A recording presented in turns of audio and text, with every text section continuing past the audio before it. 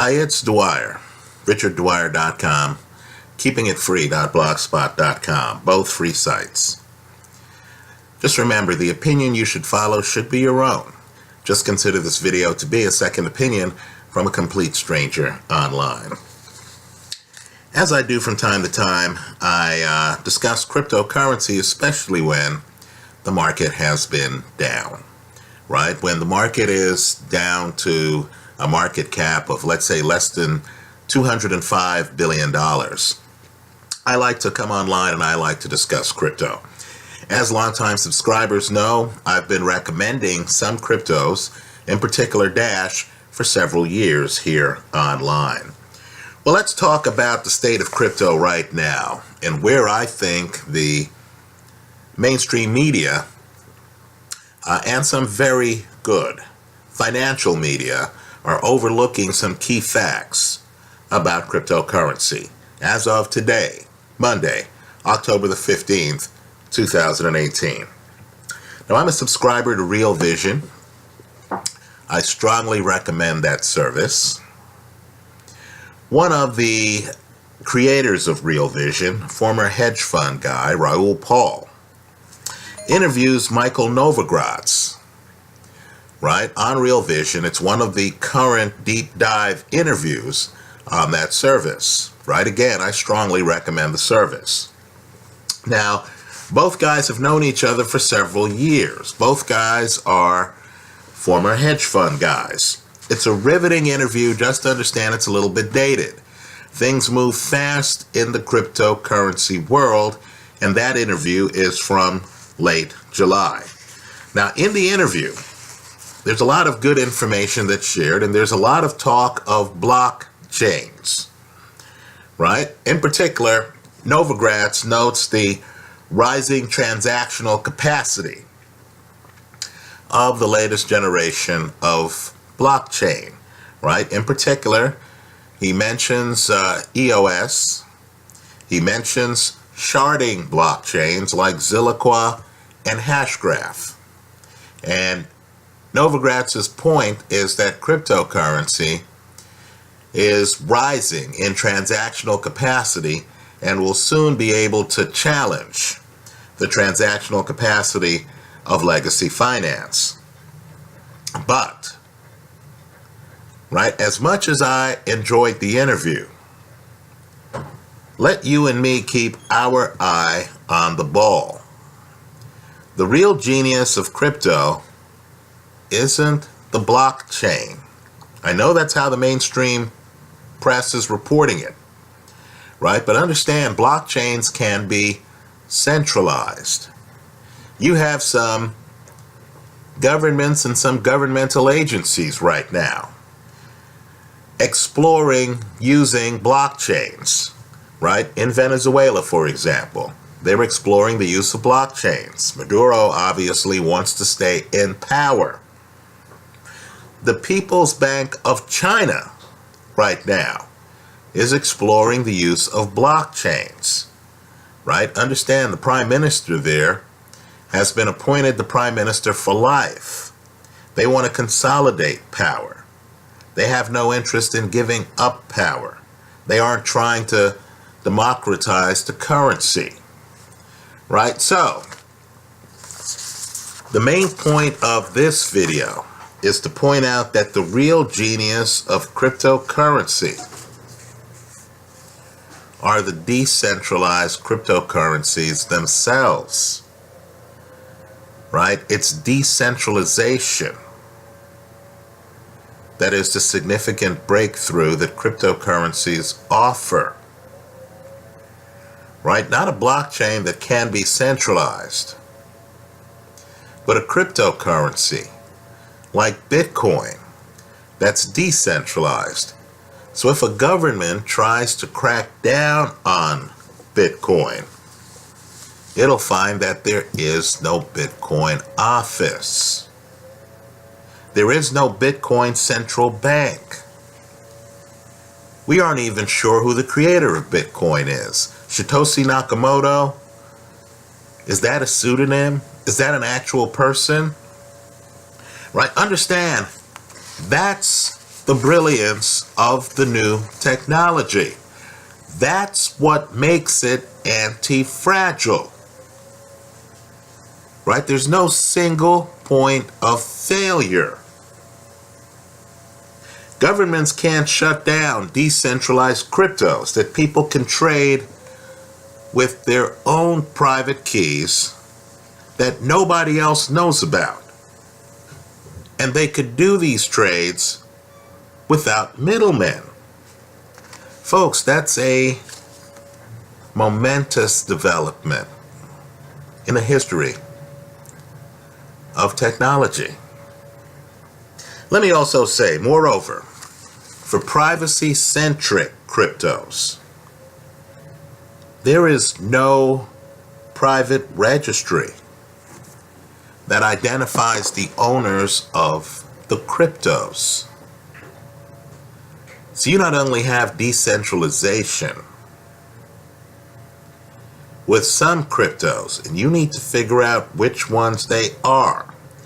Let me offer a non-exclusive list, a non-comprehensive list, right? Monero, Zcash, Horizon, Dash, Pivx, right? Zero Cash. Well, just understand the power of governments to conduct monetary policy, right? The ability of privately held central banks to manipulate interest rates. The ability of elected political figures to tax or control cryptocurrencies is severely limited for decentralized cryptocurrencies. Not state-issued cryptocurrencies like Maduro's cryptocurrency in Venezuela, but private money. Let me also point out, too, that the protocols of several cryptocurrencies, not all of them, you have to do your homework, right? But some of them limits the supply of the cryptocurrency. So understand, in a country like Venezuela, where the local currency has just been overprinted for political reasons, right? Subject to the whims of the local politicians. Just understand there, the vendors know that they can actually rely on Dash. And the reason is because Dash has a limited supply, right? There's no group out there, not even Dash Masternode owners, who can suddenly decide to greatly increase the quantity of the currency. So as the Bolivar disintegrates, the local currency in Venezuela, understand you have outfits like Papa John, Subway. There are videos online of people using Dash at Venezuelan Papa John's and Subways, accepting Dash, realizing that the money that they receive in that hyper-inflationary atmosphere is going to retain its value. It's going to do so better than the local currency. So understand, Dash is spreading like wildfire right now in Venezuela. It's spreading like wildfire in Colombia. I can tell you there are many proposals in Dash, and Dash is actually doing funding of proposals to expand Dash in places like Nigeria, Zimbabwe, right? So understand, all of this is going to impact the rate of adoption. Now, Michael Novogratz is in a odd position, right? He has a fiduciary relationship with his investors. His credibility is on the line, and cryptocurrency, Lord knows, right, has been having a bear market since a cryptocurrency bubble popped at the beginning of the year, right? At one point, Bitcoin was over $20,000 a coin. Right now, it's at less than $7,000 a coin.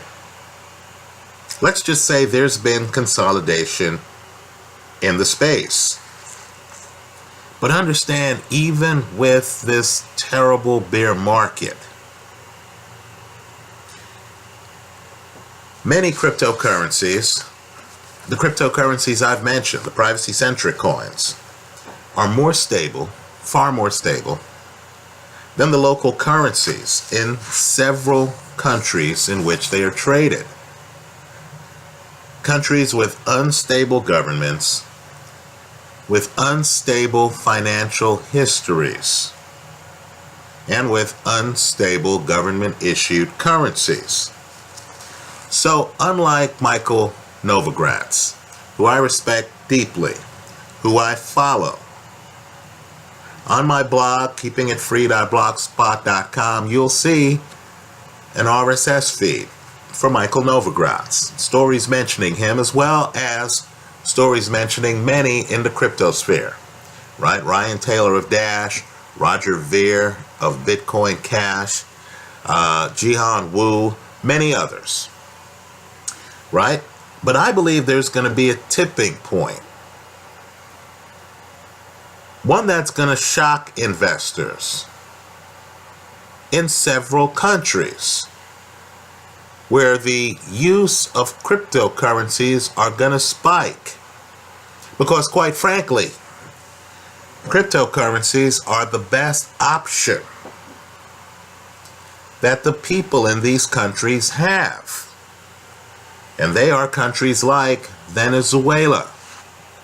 I expect the government-issued crypto to fail in comparison to Dash and Bitcoin, right? Zimbabwe.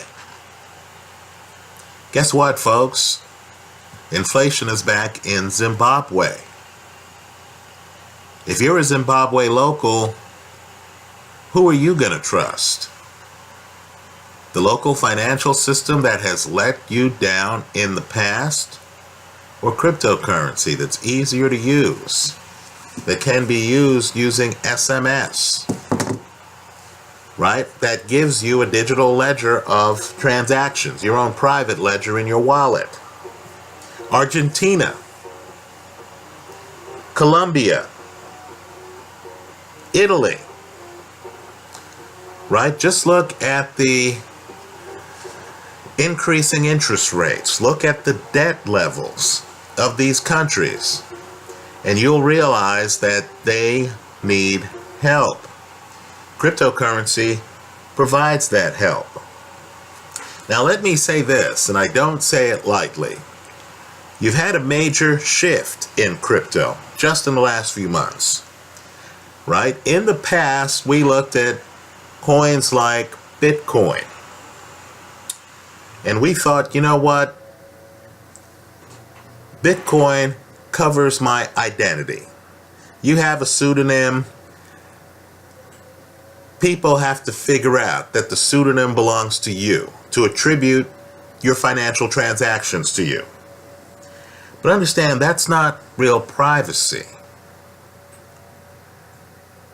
right? That's a single point of failure. I figure out your Bitcoin address, I figure out who you are.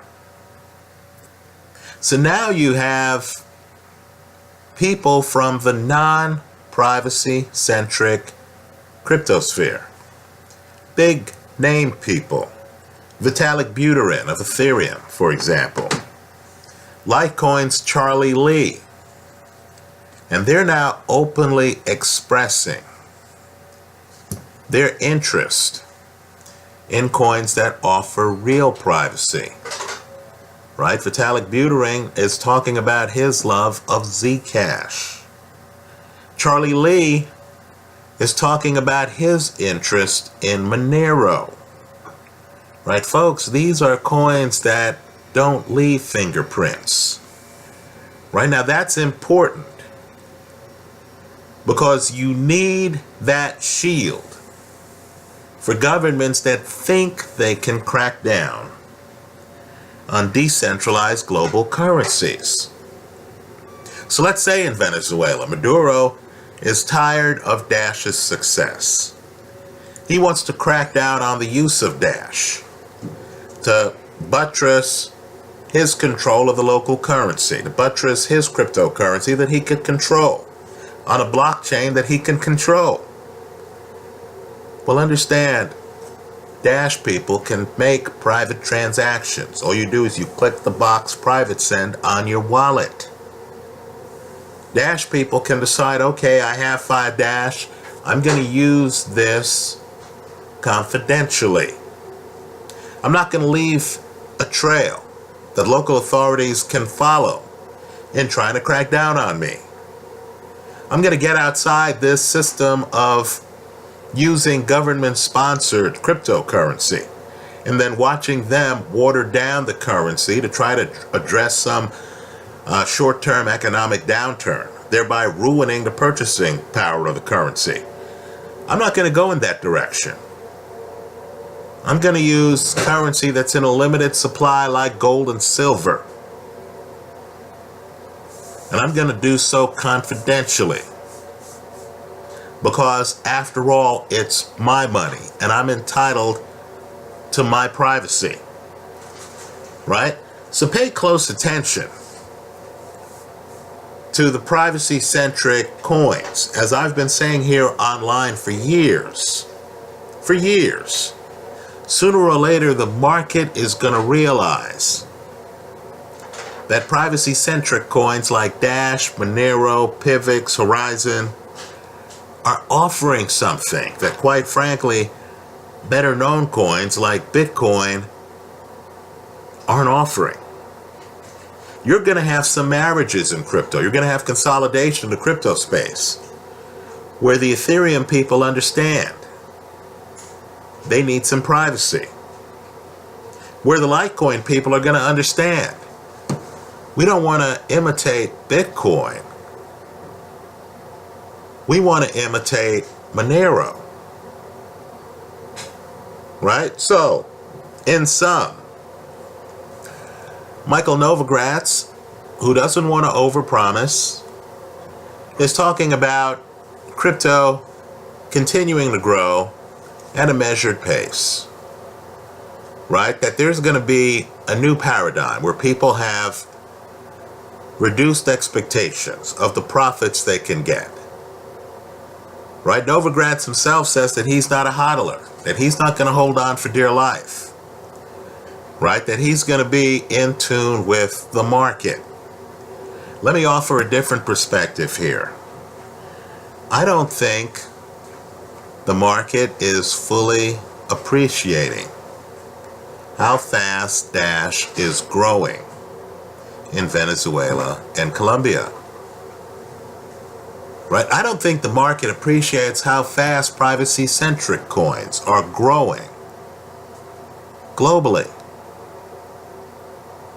I think you're going to have many more countries as interest rates increase, given our debt overhang. I think you're going to have many more countries, including the United States, where student loans are out of control, where car notes are now 6 and 7 years for new cars. I think you're going to have many more countries start to adopt decentralized cryptocurrencies. And when that happens, it's going to take off. Understand, if I'm a vendor and I'm interested in profit, and one customer comes over to me holding a cell phone, and they say, hey, do you accept Dash? And I look at them and I say, no, I don't. Then another customer comes over to me and says, do you accept Dash? And I find out that the store across the street accepts Dash. Worse yet, I find out that the transaction fees, the cost of using Dash, is cheaper than the cost of using PayPal, MasterCard, Visa. Right? As the internet matures, as more people have 5G on their phone, with the capability to download high-definition movies in a matter of seconds, right? As I realize that the speed of the transaction in using Dash is getting closer and closer to a cash transaction, right? In the time it takes me to take $1 from you, I could do a cryptocurrency transaction, right? As we get to that point and as the public gets more educated on the transaction speeds of Dash, Pivx, and the others, right? As the number of wallets proliferate, I think you're going to see a big jump. A big jump. A jump that's going to be greater than any appreciation of the S&P 500, which I believe ultimately is headed to a bear market. I think you're going to see a big jump in the prices of decentralized cryptocurrency. Why? Because they're more convenient to use. Because they retain value due to their limited supply. Because it's more in line with what you're carrying around today, right? People carry cell phones with them. And because it provides a level of security that you aren't getting with cash.